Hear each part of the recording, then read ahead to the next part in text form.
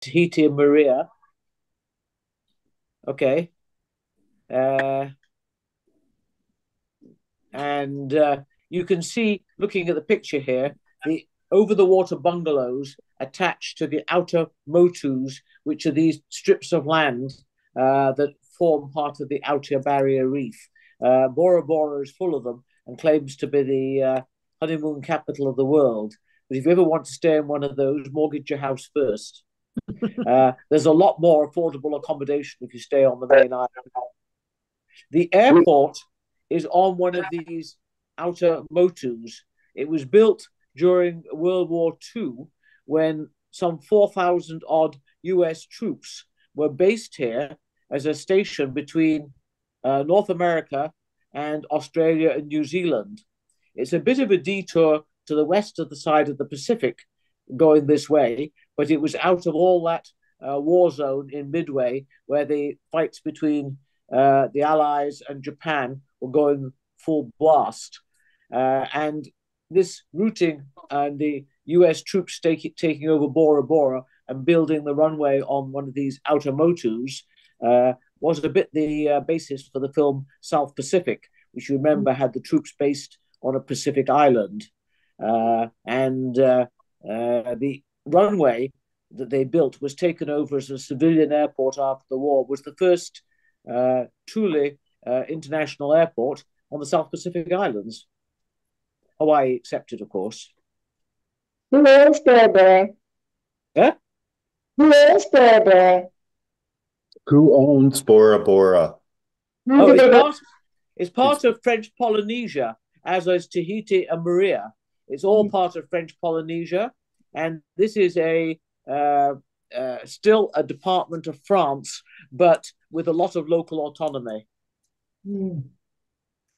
So a lot of people in French Polynesia go to France to work. They don't need a visa, I don't think, to do that, No. or to school. Yeah, they do not. They can travel to France freely. Okay, next slide. Oops.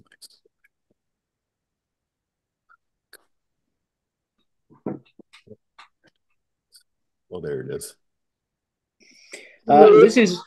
This is after we landed at the airport. We had to catch a half-hour ferry from the airport to the capital of Bora Bora, Waipipi, which isn't exactly your big city. There's only about just over 3,000 people on this whole island. But as I say, they have to run a shuttle ferry service to and from for all the planes. And when we arrived at the dock for the ferry, we were greeted by Marcel, who's on the left there, who is French, with his island wife. His wife is half Polynesian, half French, and they're a French-speaking couple.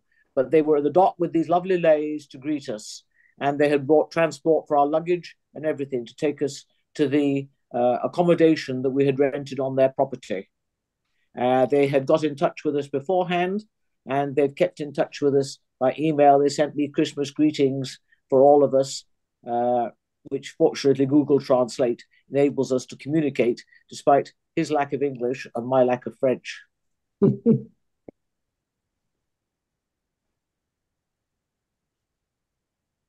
And this is the accommodation that we rented, and it is a traditional fare, F-A-R-E, which is the traditional accommodation of the islands.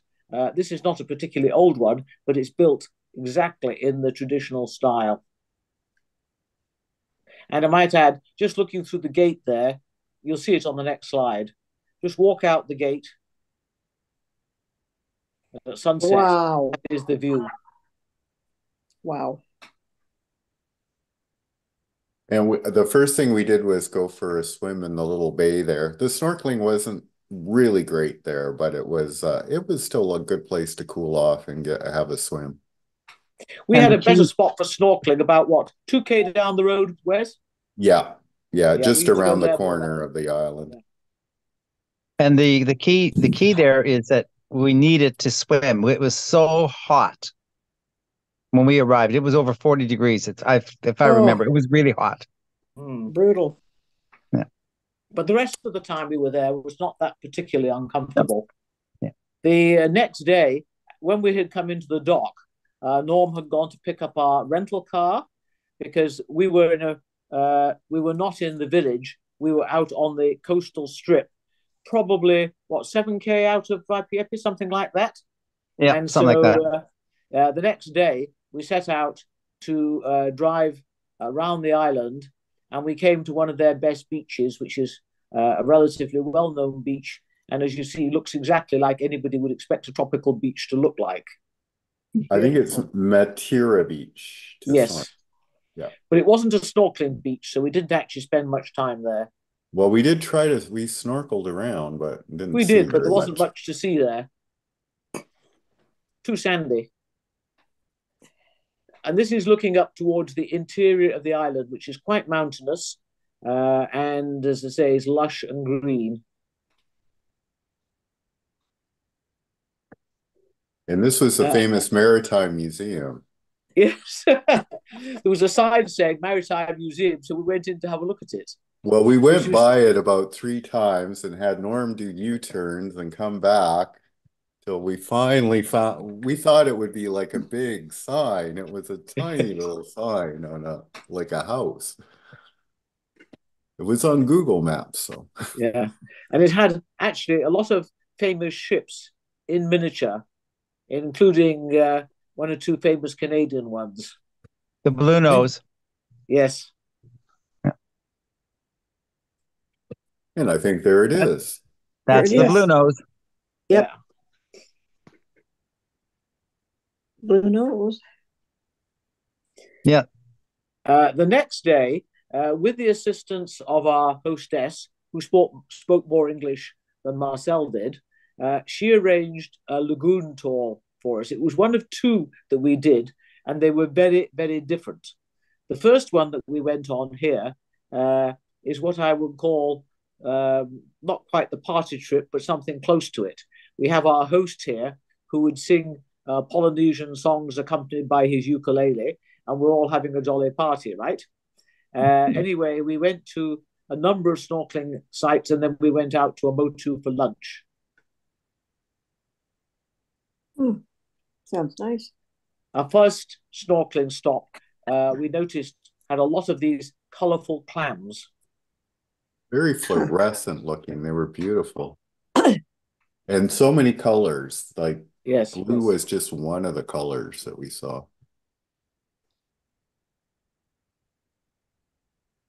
You can see a couple of more clams below the coral there too. And some kind of fish. Oh, eagle ray. Yes. We stopped, the only deep water stop that this particular boat made, because they were catering to a lot of people who were not competent deep water swimmers, was over this shoal of eagle rays. So those who could swim in deep water, which was about, 1/3 of the boat maybe, got off to get into the water and follow this shoal of eagle rays for a while. They actually have little spots on their back, but my camera couldn't capture that at that depth. Then we had a stop in shallower water where, again, the sharks were hanging out. These are black tip reef sharks. Sharks.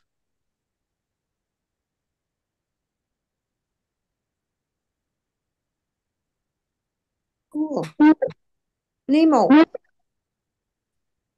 It's not Nemo. Not Nemo. Yeah. And this is a No. stingray. This is a stingray, Yep. and we saw quite a few of those in our travels in the islands.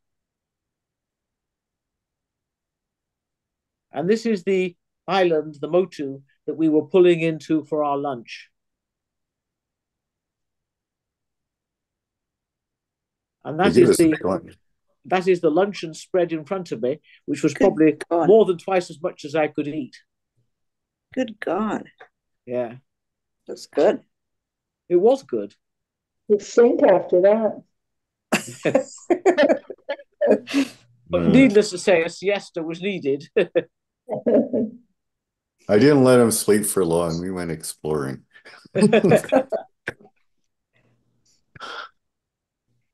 This is the Lagoonarium. Yeah, this is a lagoon area that they have some enclosed pens, but they actually have an access out into the sea as well. So they use it as an area to spot and see the rays closer up. These again, I think, are the stingrays.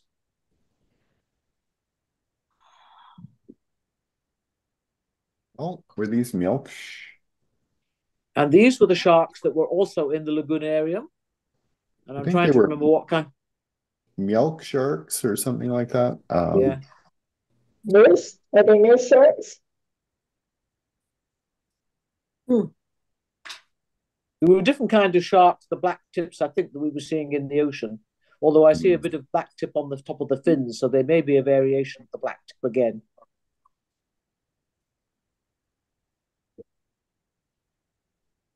And we walked across the Motu to the other side, and that's a couple of the other Rati Island, was it, or something like that?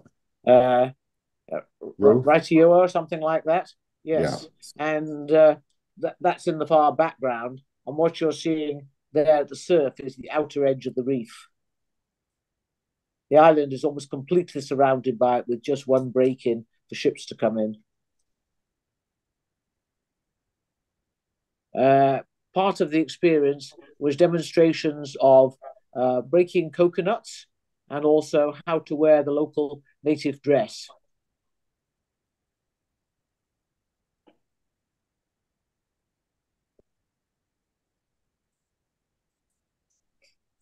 And these were our hosts, and they decided to celebrate Norm and my wedding anniversary, which was June the 19th, which was so very, very kind of them.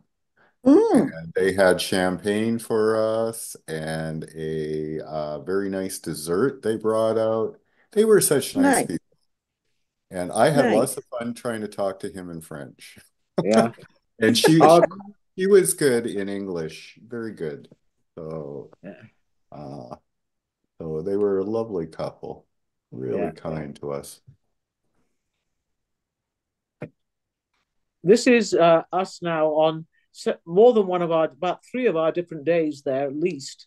We were hiking up to either viewpoints or gun emplacements. One of the things during the US occupation was that the US had put guns high up on the cliffs around the island as part of their defenses. And so some of the best hiking trails, or the only hiking trails in some places, were to hike up to these gun emplacements. And so we'd often go up and do the hiking in the morning. Mom and I would sometimes have an afternoon siesta. Wes would go and hike another few kilometers. And then, as I say, in the sort of 3 o'clock-ish after tea, we'd head out to snorkel somewhere.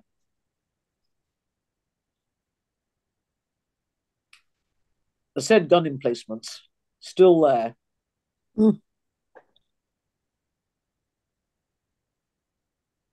A local, this is on one of my walks. I just took a picture of one of the local inhabitants here. That's Via Tepe, looking down from one of the gun emplacements I think we went to visit. Yeah.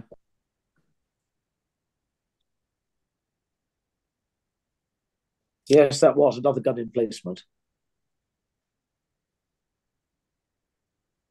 And Norm and I carried on a little further up than Helen did to another viewpoint, looking down at the bay there, Fa'anui Bay,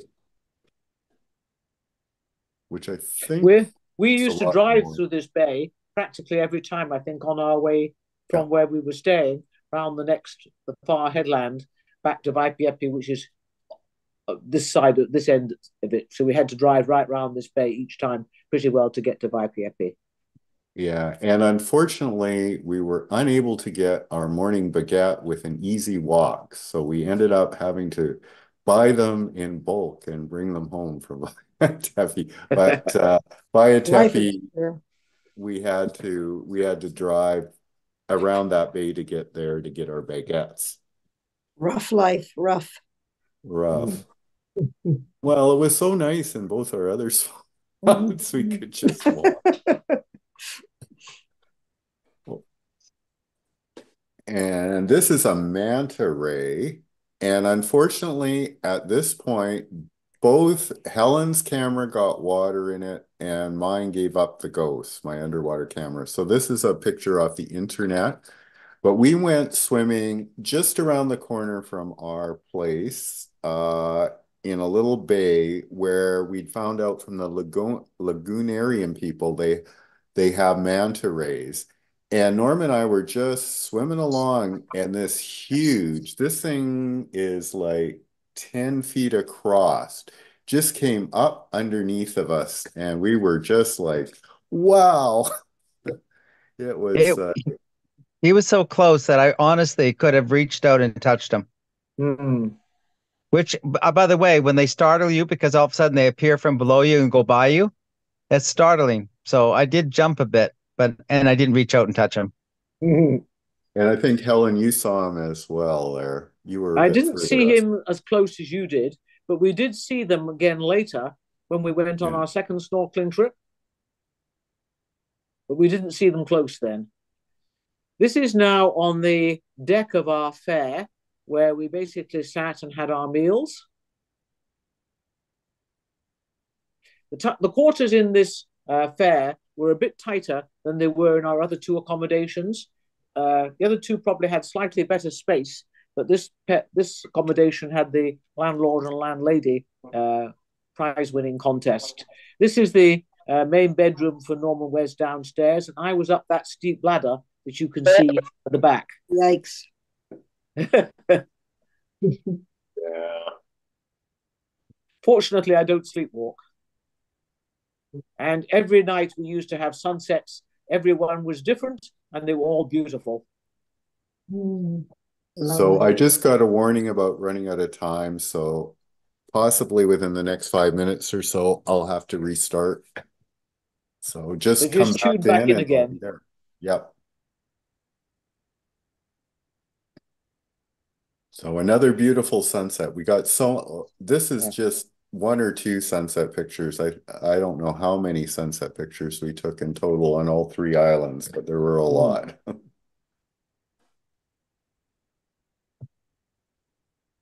This is now heading out on our second snorkeling day, which was totally different to the first one. To start with, there were only 6 of us three, and a couple with a 9-10-year-old maybe. Yeah. And this was strictly a dedicated snorkeling trip. This was nothing to do with lunch on the motus or playing ukuleles in the boat or any what I call element of partying atmosphere. They were heading out for serious snorkeling, and you had to be a deep water swimmer because you couldn't do this trip if you weren't. And we started out by going to that area where the mantas were, and we actually did see the mantas, but quite well below us. And then we headed out to the best coral garden that we saw on our whole trip to Tahiti. It was beautiful. They took us on a guided tour through it first, and then let us have another. This is an eagle ray close up. Beautiful. Yeah, it's stolen from the internet, by the way. Yeah, beautiful. Yeah, that's the same as that flock we saw underneath, that shoal we saw underneath. That's just one of them close up. That second snorkel, they took us out to the same eagle ray place the other one did. And that gives you kind of an idea of what a coral garden would look like, but unfortunately our camera is just the best spot.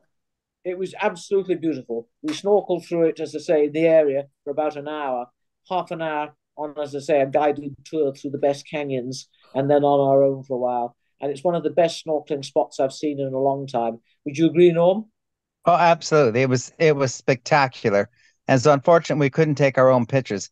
I mean, the variety of colors and the type of fish was unbelievable. It was like swimming in a designed tropical bowl. Yeah. Only the big boats that we were on the first time that take the big crowds can't get in there. It's a narrow channel through the coral to get to it. So only smaller boats like the one we were on this time could actually get there. So the area didn't get overcrowded either. Plus, as I say, everybody was required to be a deep water swimmer. They didn't want you putting your foot down on any of the coral. And yeah, this is just a picture of these huge manta rays that we saw on that snorkeling trip. They're just magnificent, and we swam over them we kept following them as they would go along on the bottom, and we must have been there for half an hour swimming after these guys. It was really interesting. They moved very slowly, and they were a cluster, like a school, and they were actually in their sleep mode. Mm-hmm. Those were the eagle rays. The mantas were the big ones that we did when we first started. Mm-hmm. And there were just a couple of them under us. But the eagle rays, yeah, they were sleeping at the bottom, which was weird. What we're coming to now is a major event in all of the islands, and we, by good luck, happened to be on Bora Bora when theirs was taking place. It's called HEIVA, Heiva, which you can see at the back, and it's a week-long festival, and each island holds their own, but on different dates. Bora Bora was the first one. They were in late June. The others were in early July in Tahiti and Maria. And it's a week-long celebration of their traditional culture. I think I mentioned that the missionaries had clamped down on it, and they put them all in these Mother Hubbard type gowns and sort of banned this kind of cultural event, particularly the dancing and singing that you traditionally associate with the Polynesians and the Tahitians. But around 1956, there was a major revival, and by the lady who led it, she called her troop HEIVA, and they've since adopted that as the name for these festivals all around the island. And they have an interesting format in that it's a competition between all the different villages who develop their own troupe of singers and dancers, and they're competing with each other. And they're also competing in some of the traditional crafts, which we'll see later. But we're starting out with a good sing-song of Polynesian music. And we were there one evening to watch what the tourist office had said was one of the best troupes. But these are all amateurs. And the standard of performance, except for the fire dancing, I would just say was as good as almost the pros we saw in Maria. Of course, in the middle of the performance, the skies opened up and we got soaked, but it was a warm rain. Of course, here they are now doing their traditional dancing.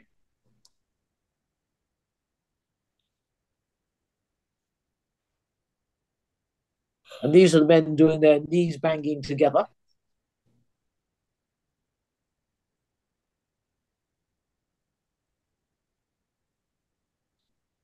Some of the ladies. Oops. It's a video.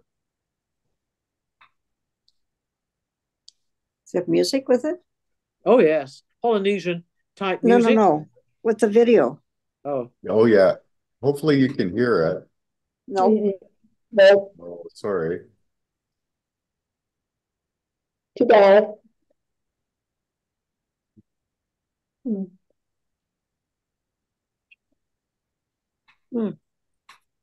we figured this island of Bora Bora, which isn't that big as I mentioned, had 6 different troops competing in this HEIVA, each dancing on a different night.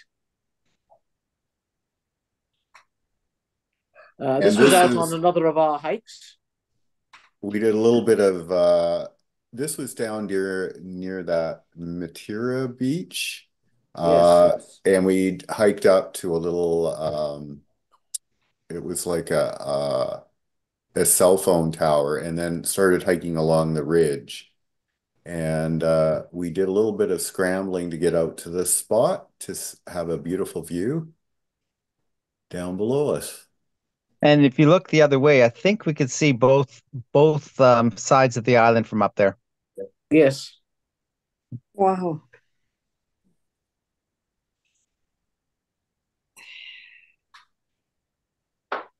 And this is that unusual fruit. Pine something. What was it called? Trying to remember. Pandanus. It's called a screw pine. It's also called pandanus, and it's also called screw pine. And I think that's it's also its fruit. Screw pine, that's it, yeah. And the pandanus is also what they used to do their weaving, which we'll see a little bit later. But it yeah, was the leaves from that tree, not the Yes. fruit. Not the fruit, yeah. Did you try the fruit? No. No. I think the It's description was kind of chewy and an acquired taste.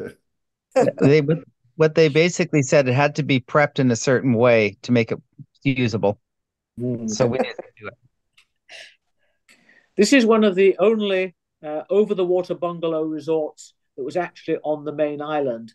Mateira Beach is off the picture just to the right, and we walked right out to the point here to see what was on the end and have a look at, as I say, these wonderful bungalows. As I say, this is the one resort that isn't out on a motu. And I might add, it has a major advantage. All those that are out on motus, if they ever want to come and do anything on the mainland, come and watch Hiva, come and explore, come and do anything, have to pay expensive water taxes to go to and from their resort.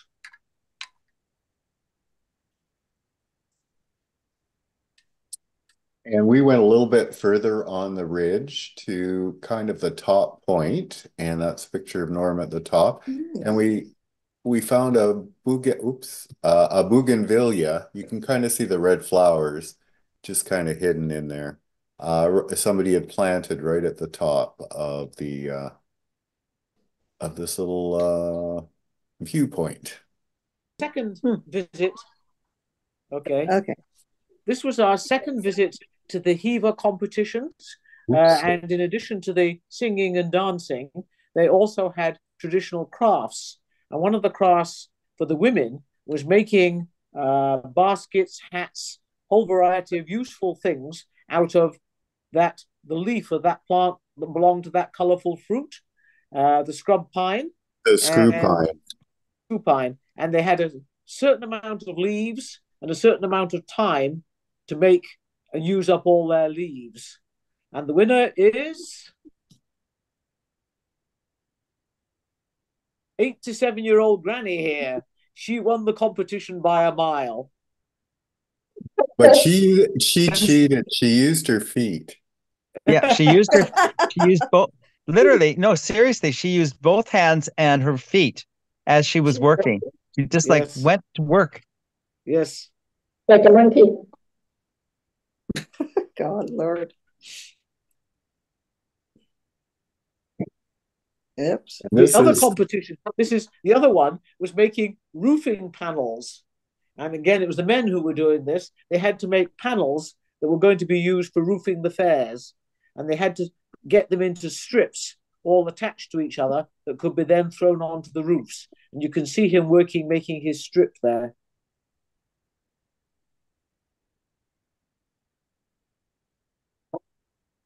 I think this guy won the competition too, as being the fastest. Yes, he did. Yeah. He got the most completed in the time, but it was a timed event. They had so much time to do as many as they could, and he got the most done in the time allotment. Mm-hmm.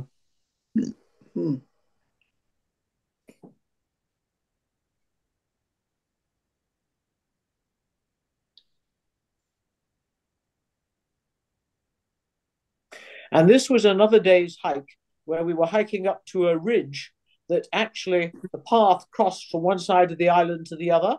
And we're standing on the ridge pass right in the middle.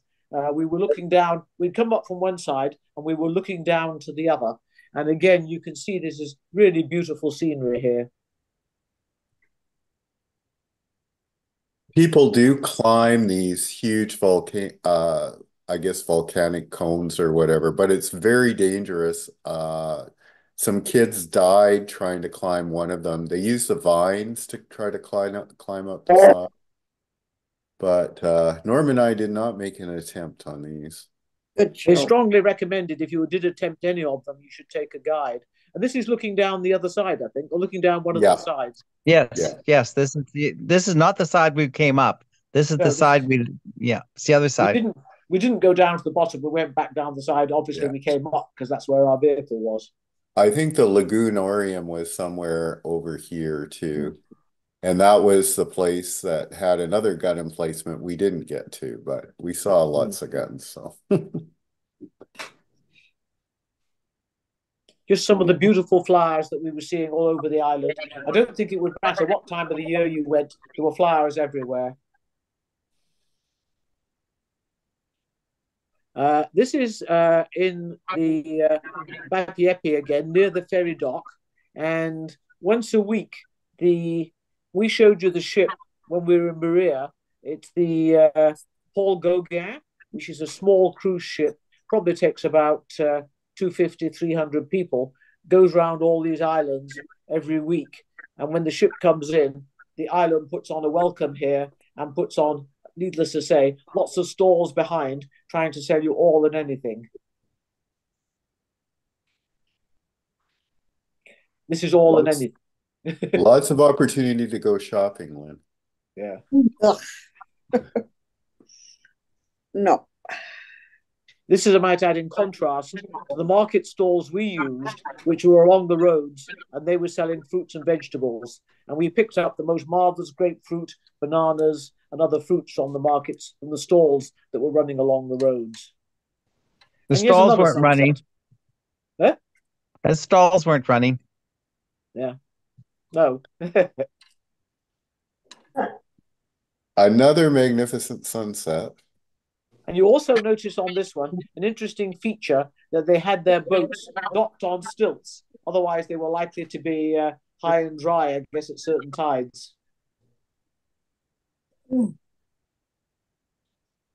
this is us leaving the island, I think, heading for the airport. Yes. The And infamous flight home. Yes. What was it over? Was like almost 1.5 days at least for us to get. Maybe it was 2 full days. But we flew successfully from Bora Bora to Tahiti and Tahiti to San Francisco. And then United told us that our flight was canceled to Vancouver. So we found the United line where you could go to talk to somebody. I talked to the lady at the front and she said they'd been waiting there 13 hours. So at that point, we scrambled and rebooked a flight to Los Angeles and from Los Angeles to Vancouver. And we got in at midnight and then stood around trying to get a baggage claim in to get our lost baggage. And then we had to wait around to try to get to our car, which was in Park and Fly. And eventually we got the car and we drove out to Abbotsford and dropped Helen off at her hotel and we stayed at our kids. And the next day we drove home. It was a very long trip home. But we both Helen and Norm and I all got our luggage eventually.